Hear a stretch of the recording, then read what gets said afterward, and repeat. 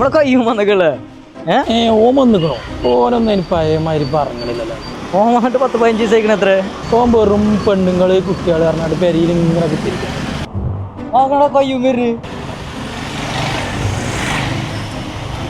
മാഷാ അല്ലാഹ്. അസ്സലാമു അലൈക്കും.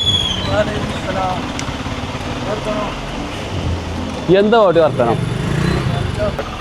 ഞാനടാ സ്ഥലത്തിന്റെ ലോണൊന്ന് ക്ലിയർ ആക്കാൻ വേണ്ടി പോയതിന്. അപ്പോഴൊക്കെ തന്നെ പുറത്തേക്ക് ഇറങ്ങുള്ളൂ.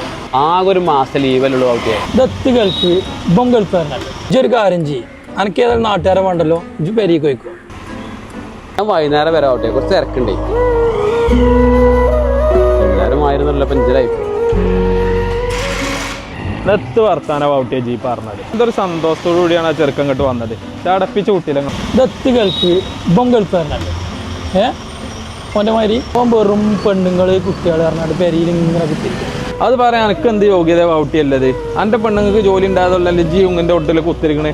അല്ലാതെ ഇവിടെ ഇരിക്കൂലല്ലോ. എൻ്റെ ഫാമിലിയും കുട്ടികളൊക്കെ എൻ്റെ ഒപ്പം ഗൾഫിലല്ലേ. ഇവൻ്റെ ഫാമിലിയും കുട്ടികളൊക്കെ അവിടെ സൗദിയിൽ തന്നെയാണ്. ഇവൻ എന്താ പ്രശ്നം? ഞാൻ നിങ്ങളോട് ദേഷ്യം ഉണ്ടായതുകൊണ്ട് പറയല്ലടാ.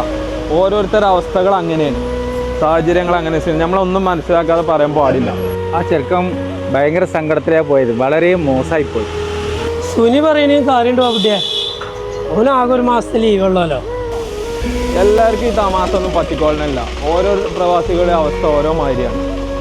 കുറേ പൈസ ഉണ്ടായിട്ടൊന്നും കാര്യമല്ല. ആദ്യം മനുഷ്യന്മാരെ മനസ്സിലാക്കാൻ പഠിച്ചു.